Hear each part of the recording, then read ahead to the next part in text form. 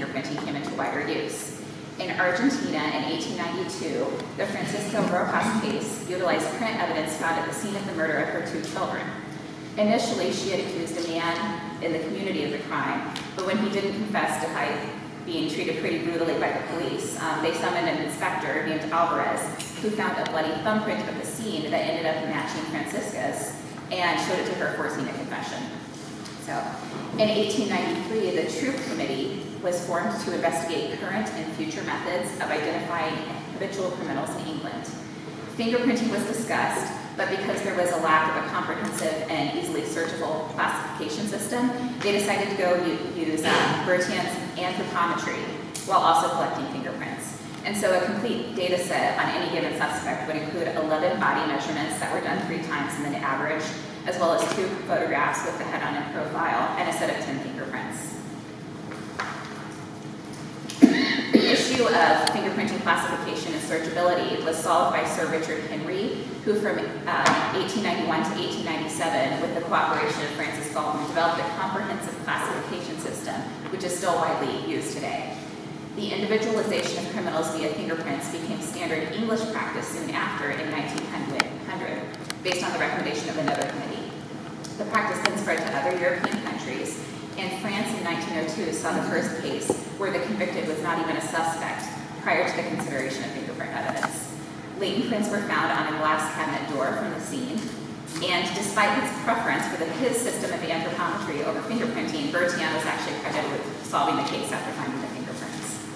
And then over the next 15 years, fingerprinting became standard police practice and contributed to criminal investigations and convictions throughout the world. But let's zoom in again. What happened between the 1880 Nature letter and the globalization of the use of fingerprints in criminal investigations, and is Sherlock Holmes somehow responsible? So going back to Berg's paper, he comments that while the idea of crime scene fingerprint evidence was not entirely new when the Holmes stories came out, it was still almost unheard of.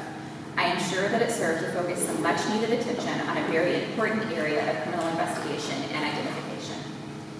Fingerprints are mentioned in 7 of the canonical stories. The first appearance was in The Sign of the Four, in which Holmes notices a thumb mark on the envelope mailed from Thaddeus Schulte to Mary Morrison. Though not material to the solution, the inclusion in the telling shows that Holmes was looking for and considering latent prints in his evidence gathering. Holmes encountered and solved that mystery in September of 1888, and the story was published in 1890. The most robust use of fingerprinting occurred in The Adventure of the Norwood Builder, in which Inspector Lestrade finds a bloody thumbprint at the supposed crime scene, matching suspect John McFarlane. The inspector triumphantly brings the evidence to Holmes, as DMing, noting, "You are aware that no 2 thumbprints are alike." However, he wasn't present when Holmes examined the scene the previous day, and was in fact placed there by the supposed victim, Jonas Oldacre, from an imprint made in a wax seal on his will. This mystery dated to August 1895, but was published in October 1903. Fingerprints were mentioned, although were not material to the case, in The Man with the Twisted Lip, published 1891, The Adventure of the Cardboard Box, published 1893, and The Adventure of the 3 Gerdeps, published 1924. And their absence was noted in The Adventure of the 3 Students, published 1904, and The Adventure of the Red Circle, 1911. So by the time New Scotland Yard had adopted the method in 1901, 3 of these stories had already been published, which clearly places Holmes ahead of the curve in the practice of searching for latent prints as evidence. And although it appeared later, the subversion of definitive evidence of prints in the Norwood Builder is quite in line with Holmes being able to see past the obvious, which tends to confound less logical detectives. But where does my beloved city of St. Louis come into the picture? One can build quite a convincing argument that the 1904 St. Louis World's Fair was when the practice of fingerprinting and latent fingerprint identification came to America. The spectacular gathering of exhibits from around the world ran in the area now known as Forest Park, which is where the zoo is. I heard someone had visited that earlier, from April 30th through December 1st of that year. Inspector John Kenneth Ferrier of New Scotland Yard had a booth displaying the Henry fingerprint method of identification. It was positioned right next to a booth displaying the anthropometric method, and that was run by Emerson Davis of New York.